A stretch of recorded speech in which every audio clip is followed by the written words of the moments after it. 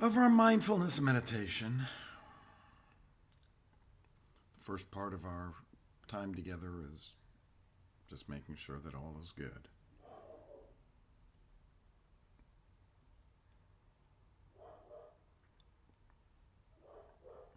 There we go.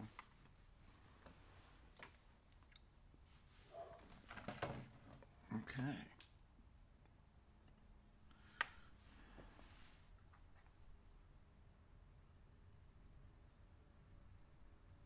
There we go. We're up. We're live.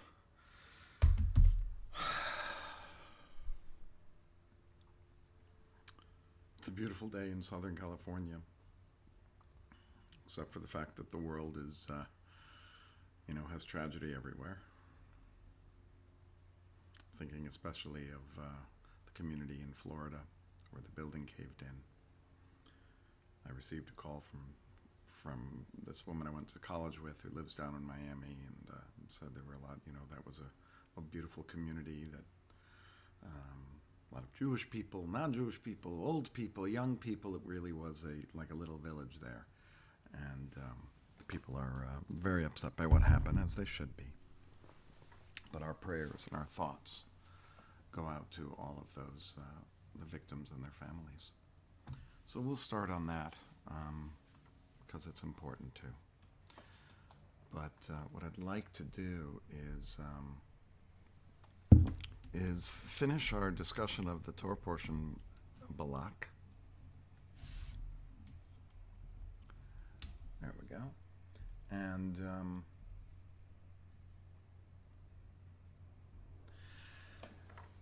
this is our last day thinking about this. And I also wanted to say that next week, Monday and Tuesday, will be the last meditations that we'll have for about a month. I'm going to take July, my vacation in there, and we're going to take July is going to be dark with our meditation, and we'll pick it up again in August.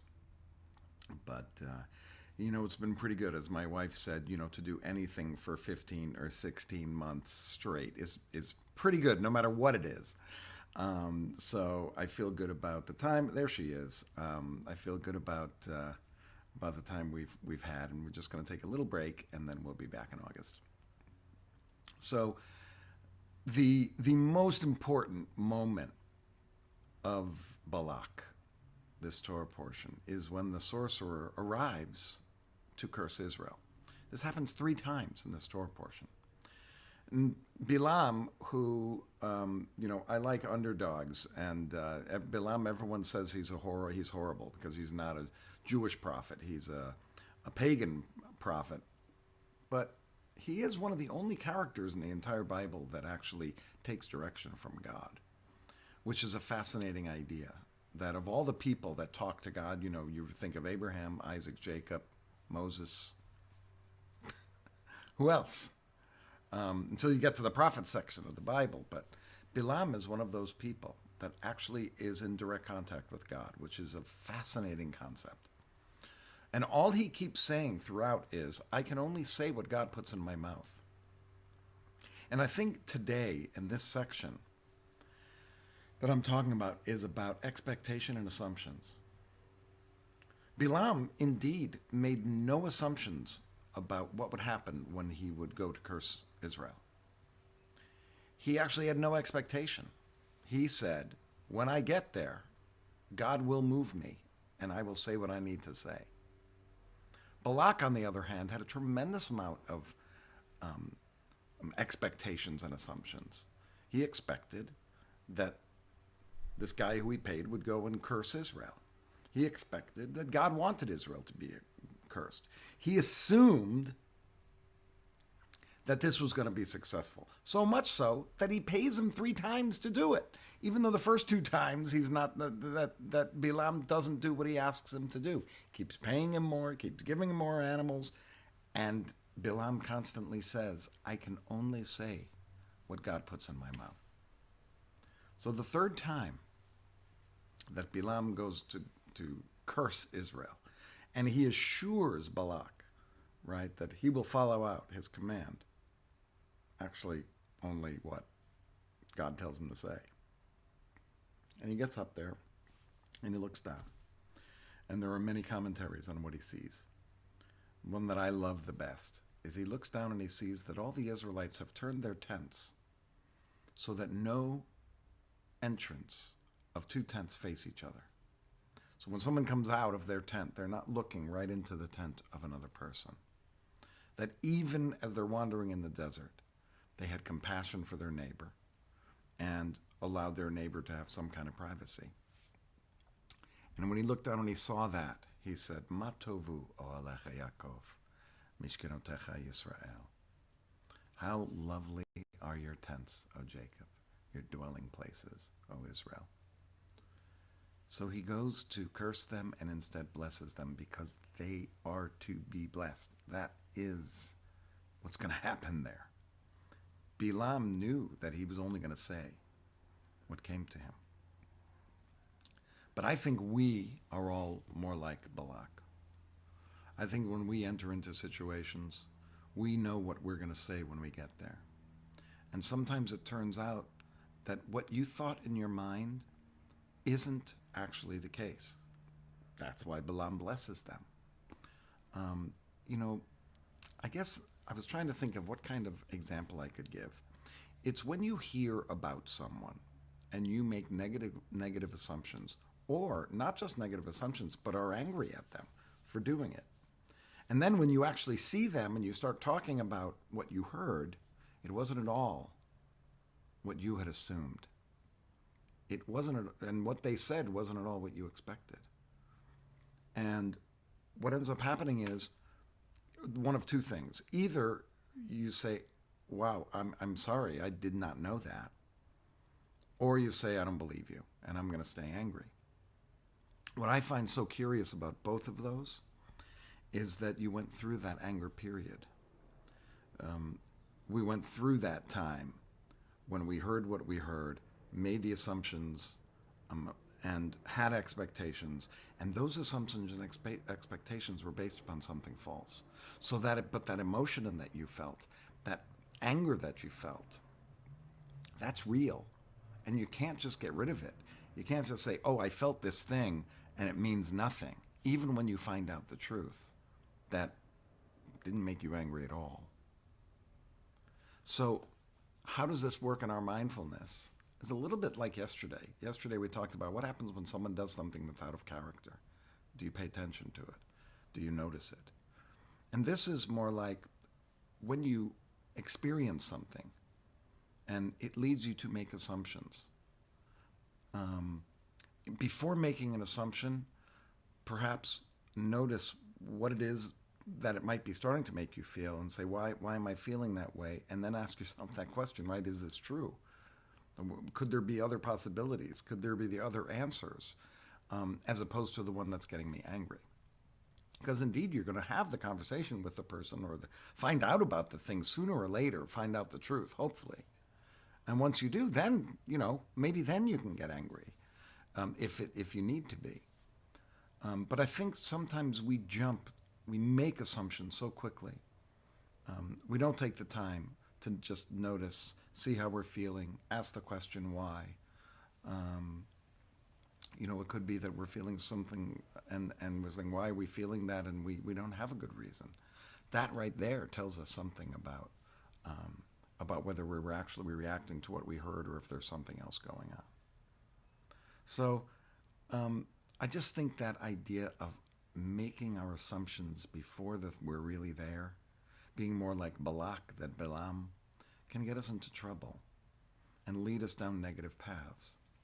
And if there's anything that these meditations and the mindfulness work is kind of getting us to do, it's to lead us down paths of positivity so that we can live our lives with more peace in our hearts. So if we hear something, we read something, we find out about something, let's not be so quick to assume or make judgments on it, but to think through it, think why we're reacting the way we are. And then after that, if you make the decision that, anger is the correct response, then that's wonderful. And you didn't have to feel the anger for nothing, or have that anger be inside of you, affect your body inside, and it not being true. Um, Boy, that's a hard one, I think.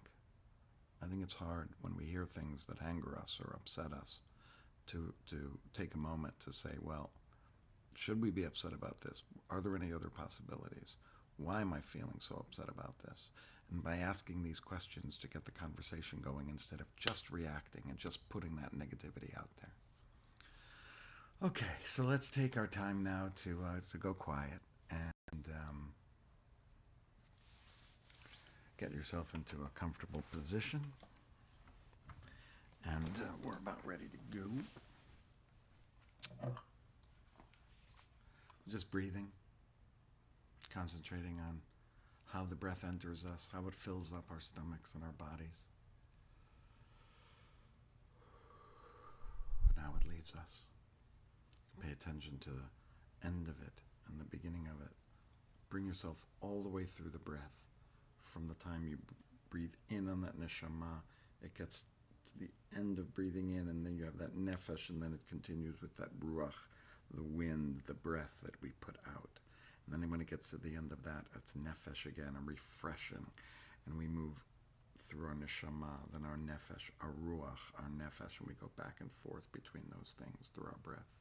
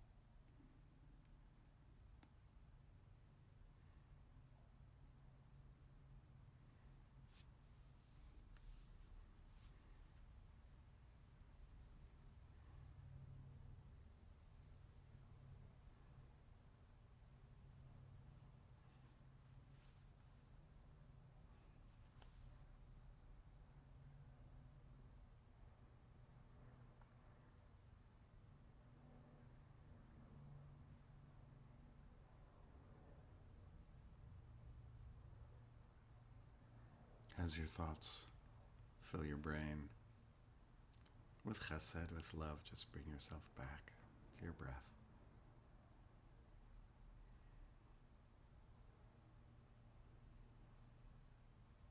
Connect inside.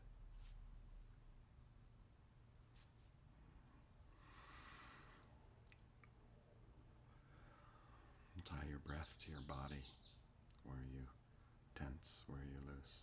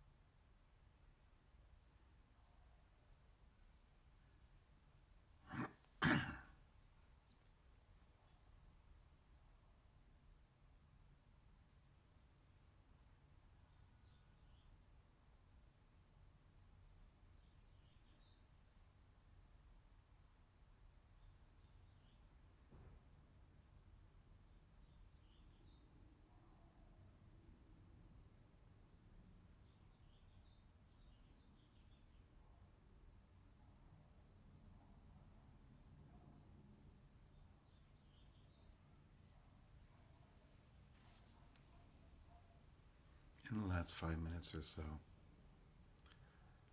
we turned to asking for certain feelings based upon the priestly benediction. We're at the third one. May I feel joy, and may I feel whole. This is our preparation for Shabbat. Whenever we arrive at this moment on Thursday and we ask for joy, I always think of all the difficulties in the world and say, how can we possibly feel joy when there's people hurting around this world? I think that's a valid question, but I think we can hold pain and still bring joy outside of us. We can have compassion and empathy for people that are injured and hurt and families that have lost loved ones. But if every tragedy that occurs makes us feel like there can be no joy, there will be no joy. Because part of life is accepting those things that happen and sitting with them and still understanding that there is joy in being alive. And then to feel whole, to feel like we are fully us. May I feel joy, and may I feel whole. Whole that I can participate in what I'd like to and be a whole human being, not just someone who's stuck in this room. May I feel joy. May I feel whole. May I feel whole. That nothing's missing. May I feel joy in my heart.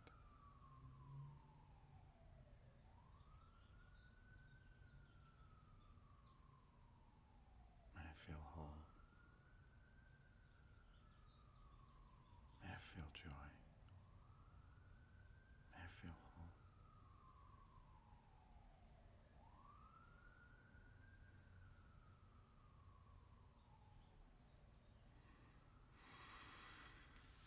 If you'd like to invite someone to be with you in your mind's eye, someone, just put them right in front of you and offer it to them. May you feel joy.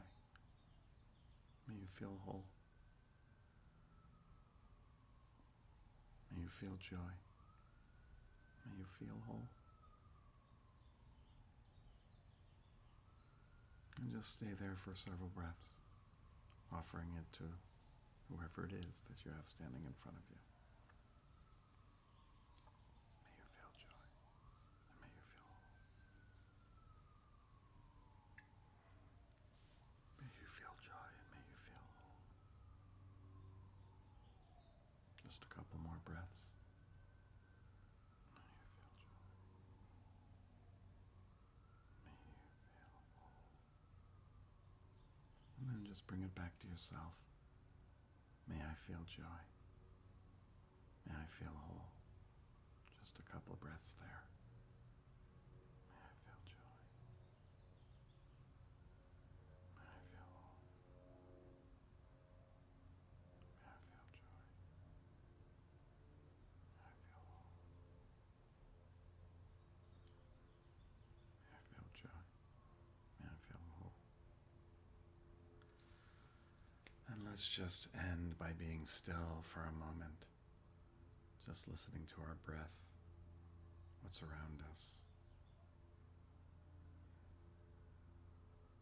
the sensations, and just allow yourself to be for now.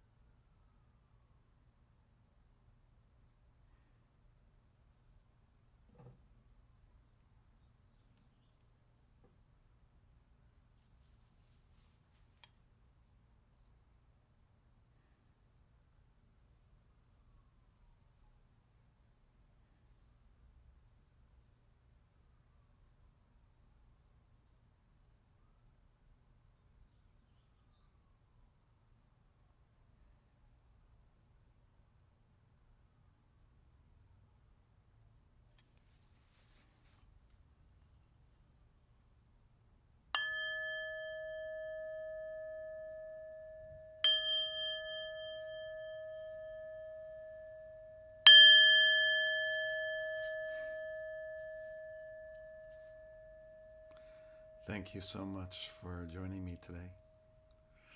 I hope that you're able to find joy, to feel joy, and to find and feel wholeness.